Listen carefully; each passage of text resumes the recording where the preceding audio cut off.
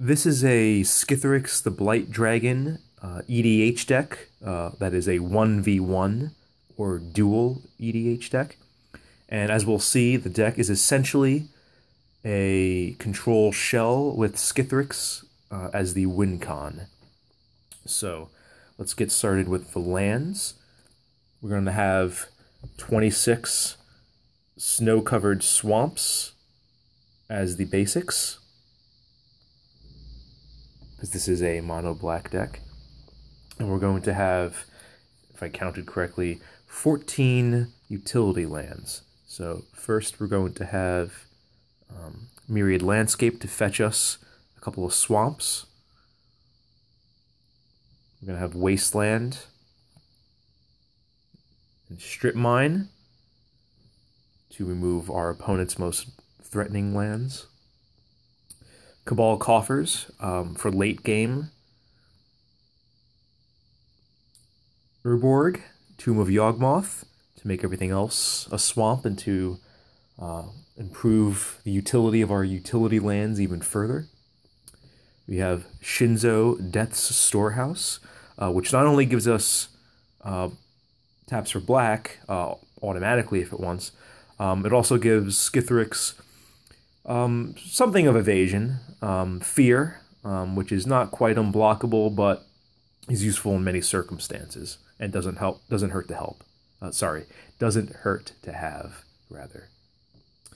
We have Cavern of Souls to provide some protection against counterspells for Skithiryx. We have Command Beacon, which is going to be good if your commander, specifically in this case, Skithiryx, gets destroyed a lot or otherwise removed from the command zone, and you have to pay those pesky 2 extra each time, and you just get fed up and don't want to do it anymore. Homeward Path against those control decks that try to steal our creature. We get to return him. So unless your opponent has Stifle or something very much like that, they can't counter this. We have Arcane Lighthouse, which is going to help because this deck, as we'll see, has a lot of targeted removal. So to remove our opponent's instances of Hexproof or Shroud is going to be very useful. Rogue's Passage is going to, of course, be for Skithiryx, because we want him to be unblockable for very obvious reasons, because the win con is to get to 10 poison counters as quickly as possible, with as little pain for us as possible. Boseiju, who shelters all.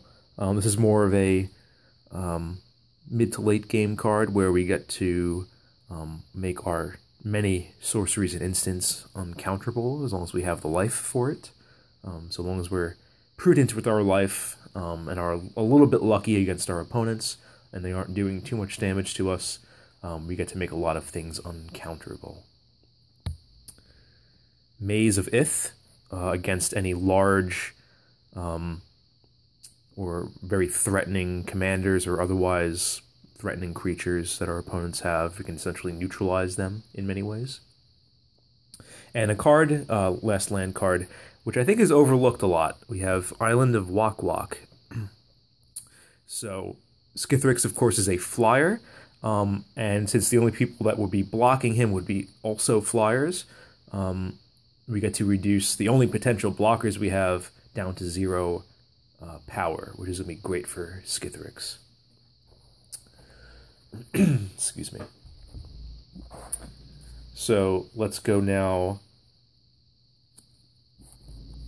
to... We don't have a lot of mana ramp. In fact, we just have 1 search and 1 ramp, but Expedition Map, which I think is pretty self-explanatory, especially with decks that have a lot of utility, like EDH decks, utility lands, that is.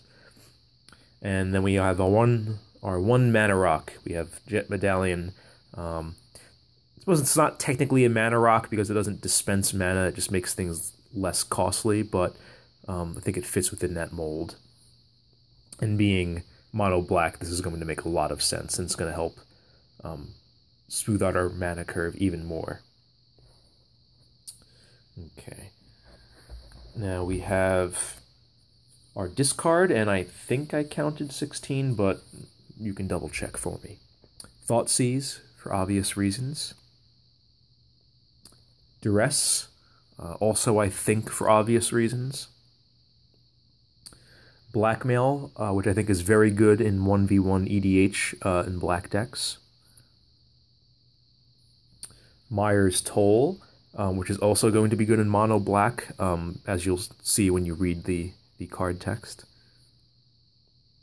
Inquisition of Kozilek, a little bit less good than it is in, say, Legacy, but this is still a 1v1 format, and you're going to have a lot of cards with 3 or less casting cost, so it'll hit a lot of things still. Appetite for Brains, which is sort of a foil for Inquisition of Kozilek. It's everything that Kozilek misses, essentially, right? Mana cost 4 and higher. And it also gets to exile the card, which is very nice, because sometimes you don't want stuff going to the graveyard because of recursion or whatever the case may be. Hymn to Torok, pretty self-explanatory. No need to really explain that one. Wrenchmind, sort of a poor man's version of Hymn to Torok. I mean, it doesn't quite do the same thing, but it's close enough for the same cost. Distress, which is a more expensive version of Thoughtseize, essentially. Although it's actually a little bit better than Thoughtseize because you don't have to pay life, although it does cost 2 black mana instead of 1. Lay Bare the Heart, which I think is something of an underrated card, although maybe I'm just saying that because I haven't seen it in many decks, because it is a fairly new card, so it still needs to make the rounds. Pretty self-explanatory why that's good, especially in this format. Addle, another good card, for mono black, especially for a control format version of the deck like we have here. Stupor, also pretty good. Kind of an expensive, weakened version of Hymn to Torok. This isn't technically a discard card, but it fits within that mold, so I didn't know where else to put it category-wise when I'm doing this video. So for 3 black mana, you get to essentially remove the 3 biggest threats in your opponent's deck before they can even get to your hand. Before they even get to your opponent's hand. So whether your opponent is running combo, right? So you can essentially ruin their combo before they can even get it started, as long as they don't happen to have all the pieces in their hand already at that point. Or it can just remove the 3 biggest threats to your own deck, which is also something that could help you win the game, in fact. Played correctly and with a little bit of luck, this card can actually win you entire games. Unmask, it's deceptively put in the 4 mana cost slot, but you're almost never going to be paying its actual hardcast cost, as you can see from the text of the card there. Mind Sludge, pretty great in mono black, especially for control like this, where it essentially mid to late game reads opponent discards entire hand, unless you're playing against some sort of card drawing engine deck that does that specifically, just to draw a lot of cards. This essentially reads opponent discards hand. Mind Shatter, very similar, except your opponent discards them at random, and it's based on the amount of mana you actually have. So in many ways, it's more situational, but I think it's equally necessary, just like Mind Sludge in a deck like this. Okay, so that was the discard. Now we have the targeted removal and the mass removal. We've got Snuff Out, also deceptive as a 4-caster. You're probably not going to be casting it hardcast, as you can see from the text of the card. Murderous Cut, also pretty obviously deceptive. You're almost never going to hardcast it. You're going to hardcast it, but you're going to be using Delve. Withering Boon, which I think is a very overlooked card. When people come up against mono black, they don't expect, nor should they usually expect, counter spells. So this is one of the few ways that you can actually counter a spell in black without some sort of other contingency involved. So a lot of black cards will say, counter this card, but if your opponent chooses to lose 5 life, they get to counter your card. In which case, you know, as long as they have the 5 life and they're confident in the value of their own card that you're trying to counter, you've essentially just wasted a turn, or rather wasted a play and wasted a card. So Withering Boon is very good. Go for the Throat, obvious reasons. Victim of Night, for what I think should be obvious reasons. It's a very good card. It's much better than Doomblade, I think, because there are a lot of black creatures that you're going to encounter against a lot of opponents, whereas you're not necessarily going to encounter vampires, werewolves, or zombies. Once in a while you come up against a vampire or zombie deck. I'm not sure I've ever encountered a werewolf theme tribal deck, but I'm sure they exist. Hero's Demise, also very good in this format. As long as your opponent's commander doesn't have hexproof or shroud, this essentially can destroy, or indestructible at least, it can destroy any commander, right? And there's also a lot of other cards in this format that have legendary status that are not commanders. Diabolic Edict, pretty self-explanatory. Gets Verdict, also obvious. Devour Flesh, which is less obvious. A lot of decks will not want their opponent to gain life, right? This seems kind of counterintuitive, but because we win because of poison counters, the life count that your opponent has is quite literally irrelevant most of the time, unless they're playing some sort of strategy where they get to potentially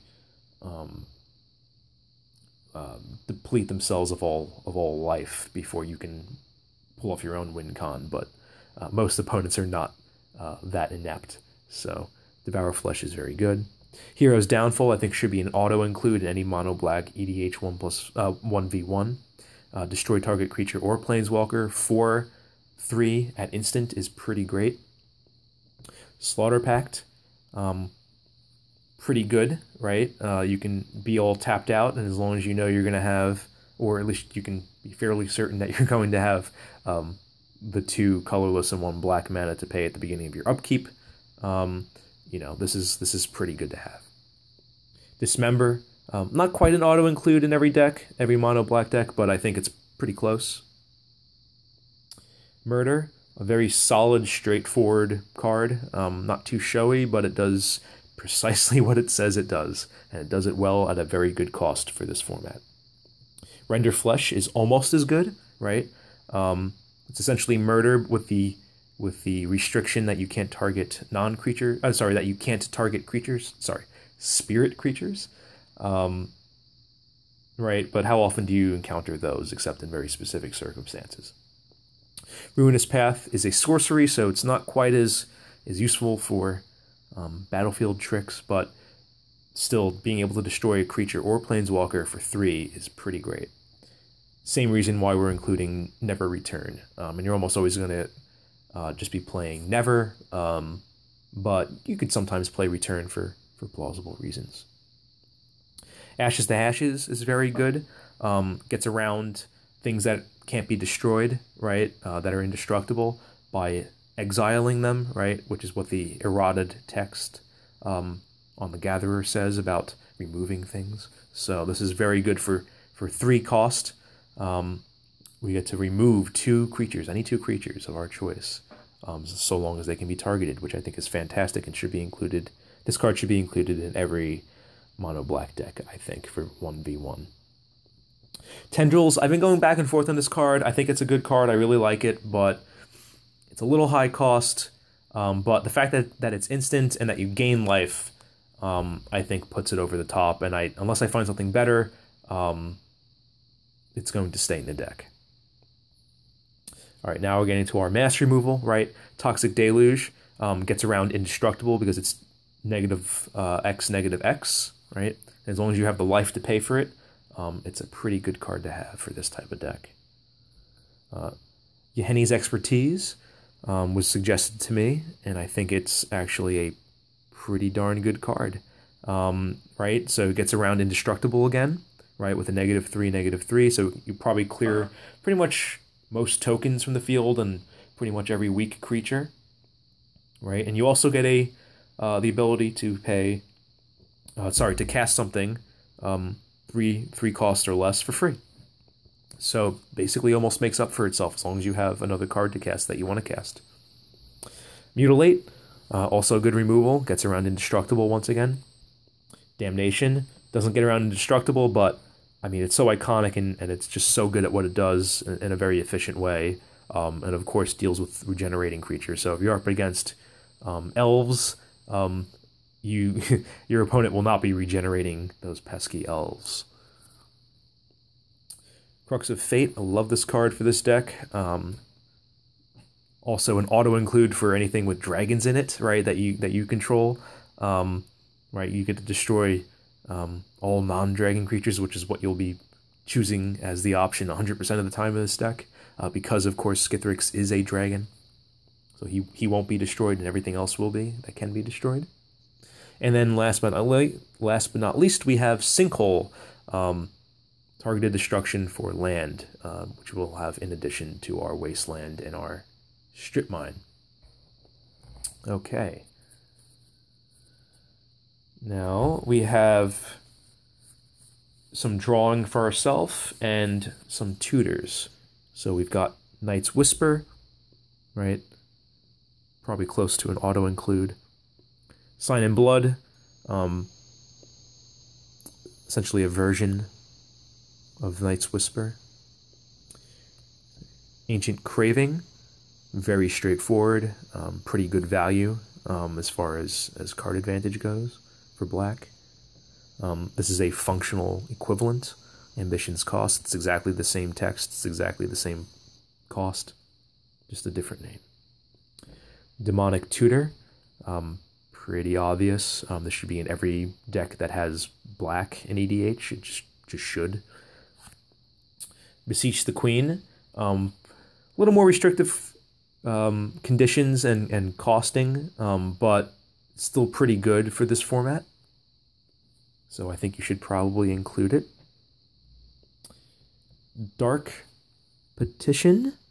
So I think very good because it's a little high cost, but as long as you have the initial cost to cast it, you get 3 free black mana out of it, which is going to be great for this deck. So that works out very well, I think.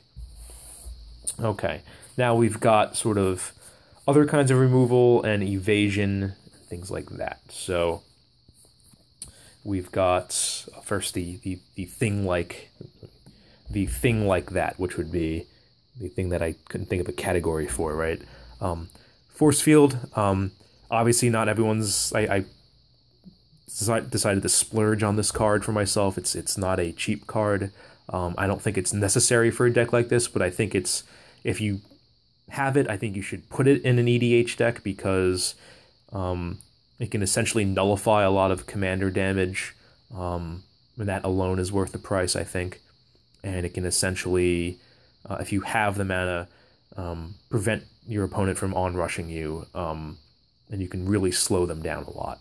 So if they can't deal with this, if they don't destroy this thing, and you've got the excess mana, you can really start building up to your own strategies end game with the help of this card. Okay, so this is repeatable, sort of, not repeatable technically, but you can repeat the effect before you bring off the final effect, right? So you can put the Oblivion, the Fate counters rather, not Oblivion counters, the Fate counters. It's going to be very slow going, it's going to be pretty expensive, but for mono black, we can't really deal with artifacts and enchantments almost, 99% of the time you're not going to be able to deal with them specifically, so you have to deal with them in a more expensive way through generic colorless or artifact means. So this is actually really good for that reason. Karn, Also a little expensive, obviously. I mean, both mana cost wise and also in real life, money wise. But I think if you want this deck to be truly competitive, you need some of these cards to kind of make up for the deficiency of mono black. I think mono black is probably one of the strongest colors. Besides, I mean, I think mono blue might be the strongest mono color in many cases for multiplayer, at least. I think it's a little up in the air for 1v1, but for mono black, you need to get around your weaknesses, and Karn does that, right? You can not only, exile things from their hand, which you probably shouldn't have any trouble with at all, but you can potentially twice, 2 turns in a row, exile any permanent. That could be anything from a creature to a land and everything in between, artifacts, enchantments, all of that. So that's very, very useful. I might even suggest it's necessary for this sort of deck if you want to be truly competitive. Ugin, he's a little high cost, even more so than why am I forgetting his name? Even more so than Karn, but he gets to clear the field in many ways of things that you might not have been able to handle with his negative X ability, right? So exile each permanent, right? So you're not targeting, you're telling, you're just having your opponent exile those things, so it gets around indestructible, right? As long as they have, what would likely be 7 or less converted mana cost, which is going to be most things in this format for 1v1. Rarely will you find anything above 7 as a permanent with 7 converted mana cost. So I think he's pretty useful, although he's much more of a late game thing to deal with things that you couldn't have dealt with before. All is Dust included for similar reasons, right? So you're making your opponent sacrifice these things, so they're not targeting anything, you're not destroying anything, it's just forcing your opponent to sacrifice them, right? And you're not even targeting the opponent, it's each player, right? So it's both of you, but since you're not going to have many colored permanents in this deck, other than, I think I count 2 or 3 if I remember correctly, as far as colored permanents go. No more than 3. So, and that's including Skithiryx. So this will be able to get rid of almost anything that is lingering. And the only commander that I know of, I'm forgetting her name right now, but it's that white-green commander that makes it so that your opponent's creatures can't be sacrificed. So there's that one commander, but I don't think you encounter that one quite as often as most of the others. So,